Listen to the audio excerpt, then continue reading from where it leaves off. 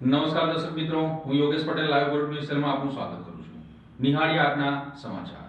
ભરૂચના યુવા વૈજ્ઞાનિક દક્ષલ મહેતાએ બ્લેક હોલ મહાકાય કેવી રીતે થાય છે તેનું રહસ્ય ઉકેલી નાખ્યું છે. યુવા સંશોધક અને આયર્લેન્ડની મેથુડ યુનિવર્સિટીમાં ભરૂચના ડોક્ટરેટેડ સંશોધક દક્ષક મહેતાએ નાના બ્લોક હોલનું મસમોટા બ્લોક હોલમાં પરિવર્તનનું રહસ્ય ઉકેલતું સંશોધન કર્યું છે. તેમનું આ રિસર્ચ પેપર નેચર એસ્ટ્રોનોમીમાં પ્રકાશ થયું છે. એક ગુજરાતી અને ભરૂચના દક્ષલ મહેતાએ બ્રહ્માંડની રચના સમયે પેદા થયેલા તારાઓ અને મહાકાય બ્લેક હોલ વચ્ચેની ખૂટતી કડીઓ શોધીને બ્લેક હોલના સંશોધનમાં મહત્ત્વનું યોગદાન આપ્યું છે. બ્લેક હોલ કઈ રીતે મોટા બન્યા હશે, કઈ રીતે મહાકાય બન્યા હશે અને વધુ ઝડપથી તેમનામાં ફેરફાર કઈ રીતે આવ્યા હશે તે અંગેનું રહસ્ય ભરૂચના યુવા અને આયર્લેન્ડની મેનુથ યુનિવર્સિટીના ડોક્ટરેટેડ સંશોધક દક્ષલ મહેતાએ ઉકેલ્યું છે.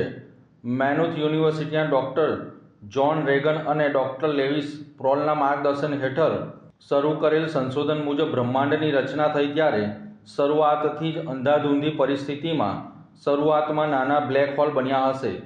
બ્લેક હોલનું ગુરુત્વાકર્ષણ બળ એટલું શક્તિશાળી હોય છે કે તેમાંથી પ્રકાશ પણ છટકી શકતો નથી અને એ જ કારણે આસપાસના તારા કે બીજા પદાર્થોને ગળી જતો હોય છે. એ પદાર્થ તેના તરફ ખેંચાતો હોય એ જોઈને જ તેની હાજરી પકડાતી હોય છે. બ્લેક હોલ નાનામાંથી મોટા કઈ રીતે બન્યા એ રહસ્ય અકબંધ રહ્યું હતું. હવે દક્ષલ મહેતાએ કરેલ સંશોધન મુજબ બ્લેક હોલ પણ નાના હોય છે. ટૂંક સમયમાં જેમ પાતળો માણસ ખાઉધરો બની જાય અને જાડો થઈ જાય એવું જ બ્લેક હોલનું પણ જોવા મળ્યું છે. મુખ્ય સંશોધક દક્ષલ મહેતા પોતાનો મત વ્યક્ત કરે છે કે અત્યાધુનિક કોમ્પ્યુટર સિમ્યુલેશનનો ઉપયોગ કરવામાં આવ્યો છે. એ સંશોધનમાં જણાવ્યું હતું કે બિગ બેંગ પછી કેટલાક કરોડો વર્ષ બાદ જન્મેલા બ્લેક હોલમાં આપણા સૂર્ય કરતાં પણ હજારો ગણા કદ વિકસ્યા હતા. મેનુથના પોસ્ટ ડોક્ટરલ ફેલો અને સંશોધન ટીમના સભ્ય ડૉક્ટર લુઈસ પ્રોલે કહે છે કે જેમ્સ વેબ સ્પેસ ટેલિસ્કોપના ડેટાનો અભ્યાસ કરતાં જણાવાયું છે કે પ્રારંભિક બ્રહ્માંડમાં જન્મેલા બ્લેક હોલ આટલા ઝડપથી આટલા સુપર માસિવ કદ સુધી કેવી રીતે પહોંચી શક્યા તે આટલા ઝડપથી શક્યા તે એક રહસ્ય હતું જે હવે ઉકેલાયું છે. આ સંશોધન કરનારી ટીમના મુખ્ય સંશોધક દક્ષલ મહેતા કહે છે કે આ નાના બ્લેક હોલ અગાઉ ખૂબ જ નાના માનવામાં આવતા હતા. તે પ્રારંભિક તારા વિશ્વના કેન્દ્રમાં જોવા મળતા વિશાળ બ્લેક હોલમાં વૃદ્ધિ પામી શકતા નથી અને જે બતાવ્યું છે તે એ છે કે પ્રારંભિક બ્લેક હોલ નાના હોવા છતાં યોગ્ય પરિસ્થિતિઓને જોતા અદ્ભુત રીતે ઝડપથી વધવા માટે સક્ષમ છે. તેના પરિણામે 2035માં લોન્ચ થવાના મહત્વપૂર્ણ સંયુક્ત European space agency NASA laser interferometer space antenna mission માટે પણ મહત્વપૂર્ણ બની રહેશે. દહેજની હિન્દુસ્તાન મિસ્વાકો કંપની દ્વારા 22 જેટલા લેન્ડ યુઝર્સ કર્મચારીઓને નોકરીમાંથી છૂટા કરી દેતા આમ આદમી પાર્ટી દ્વારા ભરૂચ જિલ્લા કલેક્ટરને આવેદનપત્ર પાઠવવામાં આવ્યું હતું. આમ આદમી પાર્ટી ભરૂચ જિલ્લા પ્રમુખ પિયુષ પટેલે જણાવ્યું હતું કે 26 ડિસેમ્બર 2025ના રોજ કંપનીએ કોઈ પૂર્વ સૂચના વિના પ્લાન્ટ બંધ કરી ગેટ પર નોટિસ લગાવી કામદારોને નોકરીમાંથી બહાર કાઢી દીધા હતા.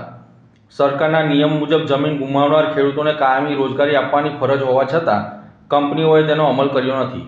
કંપની દ્વારા જમીન ગુમાવનાર ખેડૂતોને માત્ર 1.50 લાખથી 3 લાખ જેટલી રકમ આપી મામલો પૂર્ણ કરવાનો પ્રયાસ કરવામાં આવ્યો છે, જે અન્યાયપૂર્ણ છે. આ રકમ સ્વીકારવામાં ઇનકાર કરતા કામદારોએ ધમકીભરી નોટિસો પાઠવવામાં આવી રહ્યા હોવાનું પણ જાણવા મળી રહ્યું છે. આ બાબતે પ્રમુખ પિયુષ પટેલે ઉમેર્યું હતું કે કુલ 22 જમીન ગુમાવનાર ખેડૂત અને કામદારોને અચાનક નોકરીમાંથી દૂર કરવામાં આવ્યા છે. એક કામદાર ગંભીર બીમારી અને આર્થિક સંકટમાં સારવારના અભાવે મૃત્યુ પામ્યો હોવાના આક્ષેપો પણ કરવામાં આવ્યા હતા. આમ આદમી પાર્ટી દ્વારા માંગ કરવામાં આવી છે કે સમગ્ર મામલાની ઉચ્ચસ્તરીય તપાસ કરાઈ જમીન ગુમાવનાર ખેડૂતો અને કામદારોને કાયમી નોકરી અથવા યોગ્ય વળતર આપવામાં આવે તેમજ મૃત્યુ પામેલ કામદારને તેના પરિવારને સહાય આપવામાં આવે. જો દિન 15 દિવસમાં ન્યાય નહીં મળે તો આમ આદમી પાર્ટી દ્વારા લોકશાહી રીતે ઉગ્ર આંદોલન કરવામાં આવશે તેવી ચીમકી ઉચ્ચારી હતી. ભરૂચ જિલ્લાની અંદર આટલી મોટી જીઆઈડીસી આવી છે, આટલી બધી જીઆઈડીસી આવી છે, ત્યારે આ સ્થાનિક નેતાઓના આશીર્વાદ અને સરકારના આશીર્વાદના કારણે જે સ્થાનિક કંપનીઓ છે એ બેફામ બનેલી છે. આ તમામ કામદારો અત્યારે જે મારી સાથે છે, આ લોકો દહેજ ખાતે હિન્દુસ્તાન એમઆઈ કંપનીના કામદારો છે. એમના પરિવાર સાથે ભરૂચ જિલ્લા કલેક્ટર શ્રીને આજે આવેદનપત્ર પાઠવવા માટે અમે આવ્યા છે. ત્યારે આ લોકોની માંગ એમ છે કે જ્યારે કંપનીએ આ જમીનો જે ખરીદી લીધી ને ત્યાર પછી એમને જે લેન્ડ લૂઝરના નામે જ્યારે એમને નોકરીઓ આપવામાં આવી, પરંતુ હાલમાં પરિસ્થિતિ એવી છે કે આ કંપનીએ તાત્કાલિકના ધોરણે કોઈ પણ પ્રકારે આગવી જાણ કર્યા વગર સીધી જ કંપનીના ગેટ ઉપર નોટિસ મારી દીધી. આ નોટિસના કારણે ત્યાં આગળ કંપનીની અંદર આ લોકોને જવા દેવામાં ન આવ્યા. આ લોકોને ગ્રેજ્યુએટના નામે 1.5 લાખથી 3 લાખનું ખાલી વળતર આપવાની વાત કરી અને વળતર ન સ્વીકારતા આ લોકોને ધમકી ભર્યા અત્યારે કંપની દ્વારા એક નોટિસો આપવામાં આવી રહી છે. આ લોકોની માંગ એટલી જ છે કે આ એનો જે સેકન્ડ પ્લાન અત્યારે પાનોલી ખાતે જે ચાલી રહ્યો છે, આ પાનોલી ખાતે જે પ્લાન ચાલે છે એની અંદર એ લોકોની નોકરી પર ચાલુ નોકરીમાં એ લોકોને ભરતી કરવામાં આવે. અન્ય જે કોઈ પણ જમીનદારોએ, જે કામદારોએ જે નોકરી ગુમાવી છે, આ તમામ લોકોને યોગ્ય વળતરની માંગણી સાથે ભરૂચ જિલ્લા કલેક્ટર સાહેબને અમે આવેદનપત્ર આપવા માટે આવ્યા છે. હું એક લેન્ડ લોઝર તરીકે હિન્દુસ્તાન એમઆઈ સોકોમાં નોકરી લાગેલો. મારી સાથે 22 કર્મચારી હતા. ટોટલ કર્મચારી તો 40-45 હતા. આ લોકોએ અમારી સાથે 6 વર્ષથી અમારા પગાર ધોરણમાં કોઈ વધારો કર્યો નથી. એને કારણે અમે પછી એક સાહેબને માટે મિટિંગ કરી કે સાહેબ અમે 6 વર્ષથી અમને કોઈ પગાર ધોરણ વધારો કર્યો નહીં, તો અમને પગાર ધોરણ તમે આપો. પણ કંપનીએ અમારું વારંવાર શોષણ કર્યું. અમારી સાથે કોઈ વાતચીત કરી નહીં, કશી કરી નહીં, અને અમને 22 જણને બીજા બધા જે માણસો હતા અંડર એમ્પ્લોય એ બધાને પાનોલી ટ્રાન્સફર કર્યું. અને અમને જે છે એમને 26 તારીખે એ લોકોએ અચાનક કંપની પર ગેટ સવારમાં 6 વાગે આવી અને ગેટ પર નોટિસ મારી હતી. જ્યારે અમે નોકરી પર ગયા 9 વાગે ત્યારે ગેટ પર નોટિસ હતી, અમને અંદર ઘૂસવાની છે. ત્યારે અમને ખબર પડી કે કંપની બંધ કરી. અમને આગળ તો કોઈ અમને જાણ જ નહીં કરી. તો આ 22 જણ જે છે, તમે બીજા જો એમ્પ્લોયને ત્યાં ટ્રાન્સફર કરી શકતા હોય તો આ 22 જણે શું કર્યું? અમે લેન્ડ લોઝર શું કર્યું? અમે જમીન ગુમાવી છે. ત્યાં અમે સસ્તા ભાવે જમીન લઈ લીધી. અમને લેન્ડ લોઝર તરીકે એ લોકોએ ફોર્મ આપ્યું અને અમને નોકરી પર લીધા. 10 થી 11 વર્ષથી અમે ત્યાં નોકરી કરીએ છીએ ને એકદમ નિષ્ઠાપૂર્વક કરીએ છીએ. એમને અમને જે ટાર્ગેટ આપેલું કે 100 ટન મટીરિયલ કાઢો ને 100 ટનની ઉપર અમે કાઢીને આપેલું, એટલું બી અમે ફૂલ નિષ્ઠાપૂર્વક કામ કરેલું. હવે અમને અચાનક આ લોકોએ કાઢી મૂક્યા. તો હવે અમારા છોકરા ભણે, અમારા મકાનની લોનો ચાલે, તો હવે અમારો પગાર બંધ કર્યો, તો અમારે હવે શું કરવું?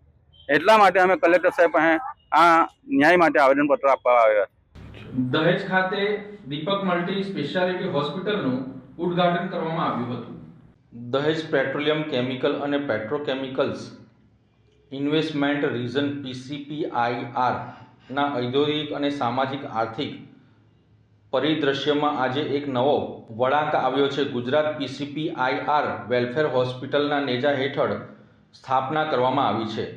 દીપક ગ્રુપની CSR પહેલ અને દીપક ફાઉન્ડેશન દ્વારા સંચાલિત દીપક મલ્ટી સ્પેશિયાલિટી હોસ્પિટલનું સત્તાવાર ઉદ્ઘાટન કરવામાં આવ્યું હતું. 50 બેડની આ અત્યાધુનિક સુવિધા ભારતમાં સૌથી મહત્વપૂર્ણ ઔદ્યોગિક કોરિડોરના સ્થાનિક અને વ્યાપક ક્લિનિકલ સેવાઓની શરૂઆત કરે છે. આ સુવિધાના પ્રારંભ સાથે જ ભરૂચ સુધી 55 કિલોમીટરના અંતરનું અવરોધ દૂર થશે, જેનાથી કટોકટીના સમયે જીવનરક્ષક સારવાર માટેનો અમૂલ્ય સમય બચાવી શકાશે. હોસ્પિટલની સેવાઓ ખાસ કરીને ટ્રોમા અને ક્રિટિકલ કેર માટે તૈયાર કરવામાં આવી છે. એડવાન્સ ટ્રોમા અને ICU વિંગ, કેમિકલ બર્ન્સ, રાસાયણિક કેમિકલોથી દાઝ્યા હોય તેવા અને જટિલ ઔદ્યોગિક અકસ્માતો માટે વિશિષ્ટ પ્રોટોકોલ, મલ્ટીડિસ્પ્લિનરી સ્યુટ, સર્જન સર્જરી, ઓર્થોપેડિક, ગાયનેકોલોજિસ્ટ, ENT અને ડર્મેટોલોજીમાં તમામ નિષ્ણાત સેવાઓ પૂરી પાડવામાં આવશે.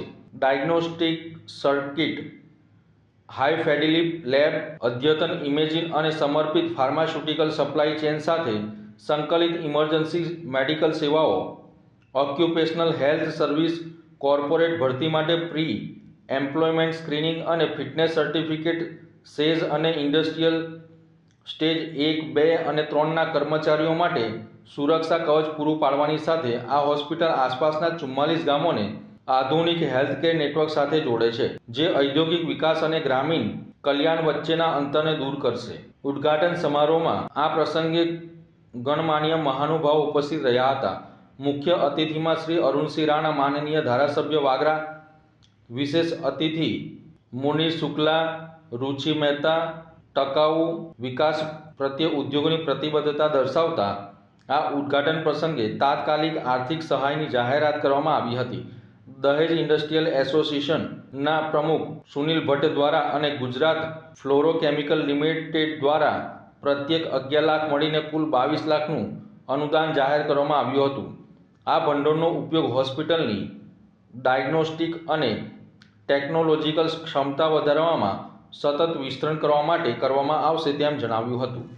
ભોલાવ ખાતે 14 કરોડના ખર્ચે એસટી ડેપો વર્કશોપ તેમજ ટાયર પ્લાન્ટનું ખાતમુહૂર્ત કરવામાં આવ્યું હતું. ગુજરાત રાજ્ય માર્ગ વાહન વ્યવહાર નિગમ દ્વારા ભરૂચ જિલ્લામાં મુસાફરોની સુવિધાઓમાં વધારો કરવા માટે નિગમની કાર્યક્ષમતા વધારવા માટે ભોલાવ ખાતે નવનિર્મિત થનાર એસટી ડેપો વર્કશોપ તથા અત્યાધુનિક ટાયર પ્લાન્ટનો ખાતમુહૂર્ત સમારોહ યોજાયો હતો. રાજ્યમાં જળ સંપત્તિ મંત્રી ઈશ્વરસિંહ પટેલના હસ્તે બંને પ્રકલ્પોનું ખાતમુહૂર્ત કરવામાં આવ્યું હતું. આ કાર્યક્રમ બાદ આમોદ ખાતે નવનિર્મિત એસટી બસ સ્ટેશનનું પણ લોકાર્પણ કરવામાં આવ્યું હતું. આ પ્રસંગે ભરૂચ નગર સેવા સદનના પ્રમુખ વિભૂતાભાઈ યાદવ, જિલ્લા પંચાયત કારોબારી સમિતિના ચેરમેન ધર્મેશ મિસ્ત્રી, ભાજપના આગેવાન મારુતિસિંહ અટોદરિયા, પ્રાંત અધિકારી મનીષા માનાની, ડેપો મેનેજર વિશાલ છત્રીવાલા સહિતના અધિકારીઓ અને એસટી વિભાગના કર્મચારીઓ ઉપસ્થિત રહ્યા હતા. ભોલાવ ખાતે બનનાર 14 કરોડના ખર્ચે બનનાર નવો ડેપો મુસાફરો માટે આધુનિક સુવિધાઓથી સજ્જ હશે અને બસોના જાળવણી માટે અદ્યતન વર્કશોપની સુવિધા મળશે. ટાયર પ્લાન્ટ દ્વારા એસટી નિગમની બસો માટે ટાયરોનું લોકલ લેવલે મેનેજમેન્ટ સુદૃઢ બનશે, જે નિગમ માટે આર્થિક અને કાર્યકારી રીતે ફાયદાકારક સાબિત થશે. કરંજી ટોલ પ્લાઝા પાસે સ્થાનિક કાર ચાલકે સાગરીતો સાથે મળીને ટેમ્પાના ડ્રાઈવર અને ક્લીનરને અર્ધનગ્ન કરીને જાહેરમાં લાકડાના ફટકા મારતા વિડીયો વાયરલ થયા હતા. સુરત જિલ્લામાં જાણે કાયદાનો ડર જ રહ્યો ન હોય તેમ અસામાજિક તત્વો અને લુખ્ખા તત્વો બેફામ બન્યા છે. માંડવી કિમ સ્ટેટ હાઈવે પર કોસંબા પોલીસની હદમાં કરંજ ટોલ પ્લાઝા પાસે ઓવરટેક કરવા જેવી નજીવી બાબતે આઈસર ટેમ્પોના ચાલક અને ક્લીનર સાથે કાર ચાલક બબાલ કરી હતી અને કાર ચાલક સ્થાનિક હોવાને લઈને પોતાના સાગરીતોને સ્થળ પર બોલાવ્યા હતા. કાર ચાલકે પોતાના સાગરીતો સાથે મળીને વાહનોથી ધમધમતા સ્ટેટ હાઈવે પર લોકોની હાજરીમાં આઈસર ટેમ્પાના કાચ ફોડી નાખ્યા હતા. એટલું જ નહીં, મારામારીની ઘટના અહીંયાથી ન અટકતા ક્રૂરતાની સીમા વટાવતા હુમલાખોરોએ ચાલક અને ક્લીનરને ગાડીમાંથી નીચે ઉતારી તેમને અર્ધનગ્ન કરી લાકડાના ફટકા વડે બેરહેમીથી માર પણ માર્યો હતો. આ સમગ્ર મારામારીનો વિડીયો સોશિયલ મીડિયામાં હાલ વાયરલ થઈ રહ્યો છે. લાઈવ વિડીયોમાં જોઈ શકાય છે કે ક્લીનર હાથ જોડીને જીવની ભીખ માંગી રહ્યો છે, આજીજી કરી રહ્યો છે, છતાં પણ હુમલાખોરો જરા પણ દયા વગર તેઓને ફટકારી રહ્યા છે. ધોળા દિવસે બનેલી આ ઘટનાના પગલે હાઈવે પરથી પસાર થતા વાહન ચાલકોમાં ભારે ડરનો માહોલ ફેલાઈ ગયો હતો. સવાલ અહીંયા ઊભો એ થાય છે કે સુરત જિલ્લામાં પોલીસને લુખ્ખા તત્વોનો કોઈ ખોફ રહ્યો નથી. વિડીયોના આધારે સમગ્ર ઘટના બાબતે પોલીસ શું કાર્યવાહી કરે છે તે જોવું રહ્યું. અંકલેશ્વરના નોબલ માર્કેટ વિસ્તારમાં ગેરકાયદેસર રીતે ગોડાઉન બનાવી પ્રદૂષણ ફેલાવતા જતીન નામના ભંગારિયાની દાદાગીરીનો કિસ્સો સામે આવ્યો છે. મળતી માહિતી અનુસાર નોબલ માર્કેટ તેમજ બીજા અન્ય કેટલાક માર્કેટની આસપાસ ગેરકાયદેસર રીતે રેસિડેન્ટલ ઝોનની અંદર પતરાના કાચા ગોડાઉન ઊભા કરીને પ્રદૂષણ ફેલાવતા ભંગારિયાઓ હવે કોઈ પણ પ્રકારનો ડર રહ્યો નથી.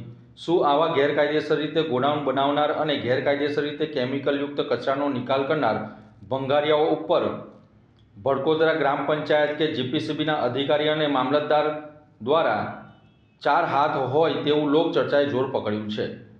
થોડાક દિવસ અગાઉ નોબલ માર્કેટમાં આવેલ ભંગારના ગોડાઉનમાં આગ લાગી હતી. તે સમય દરમિયાન મીડિયાકર્મીના કેમેરામેન દ્વારા આસપાસના આવેલા અન્ય ગોડાઉનો પણ શૂટિંગ કરી રહ્યા હતા. તે સમય દરમિયાન જતીન નામનો લુખ્ખો ભંગારીઓ મીડિયાકર્મીઓને પાસે આવીને કહે છે કે તમારે અહીંયા પગ મૂકવાનો નહીં અને શૂટિંગ કરવાનું નહીં તેમ કહીને મીડિયાકર્મીઓ સામે ગેરવર્તણૂક કરી રહ્યો હતો. જ્યારે આ ગેરવર્તણૂકને લઈને મીડિયાકર્મીઓએ પણ તેને વળતો જવાબ આપ્યો હતો. ભડકોદરા ગ્રામ પંચાયતના અંડરમાં ગેરકાયદેસર રીતે બનેલા ગોડાઉન ઉપર કેટલાક મહિનાઓ અગાઉ અંકલેશ્વર મામલતદાર, એસડીએમ અને ભડકોદરા ગ્રામ પંચાયત સહિતની ટીમ દ્વારા સમગ્ર ગોડાઉનને તોડી પાડવાના આદેશો પણ આપવામાં આવ્યા હતા. પરંતુ અવારનવાર બનતા આગના બનાવો બાદ પણ આ ભંગારિયાઓ ફરીથી એ જ જગ્યા પર ગોડાઉન બનાવીને ગેરકાયદેસર રીતે કેમિકલયુક્ત કચરાનો નિકાલ કરતા હોય છે અને સળગાવીને તેનો હવામાં પણ પ્રદૂષણ ફેલાવતા હોય છે.